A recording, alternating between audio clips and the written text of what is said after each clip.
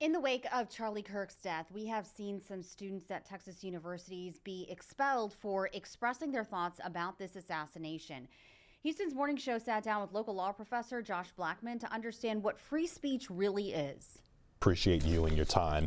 Let's talk about these students first and foremost. What is deemed free speech, even on college campuses, and what are they protected with?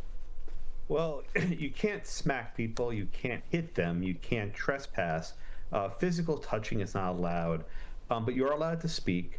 You are allowed to even say that you think Charlie Kirk was an awful person. You can say his views were abhorrent. It's even possible that you can say, I agree with the person who tries to assassinate him. That would be protected speech. What you can't do is you can't incite violence that occurs right away. You can't perhaps plan someone's assassination. You can't attempt to coordinate someone to be killed, but you can say a lot about it.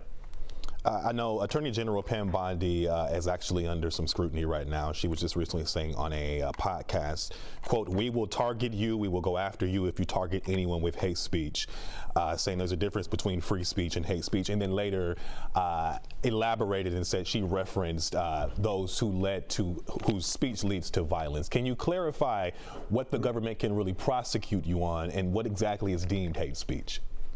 You know, a lot of people use this word hate speech. That's not actually a thing in our legal system, right? You can say things that are hateful, but it's still protected by the First Amendment.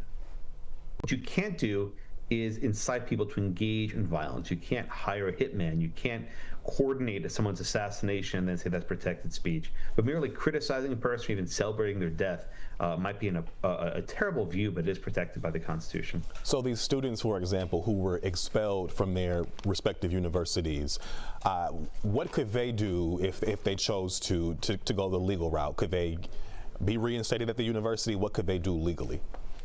Well, I don't know all the facts of these cases, but if you're at a public university and you merely say that I support the assassination of Charlie Kirk, that would be protected speech. It's unclear, perhaps, there's some other conduct that might have triggered their expulsion, but just those words by themselves would not be enough. We've been seeing teachers here across Texas, nurses, individuals being fired also for sharing their thoughts and opinions one way or the other regarding Charlie Kirk. Can you be fired for sharing your thoughts as well? Obviously, I understand perhaps in the private sector that is the case.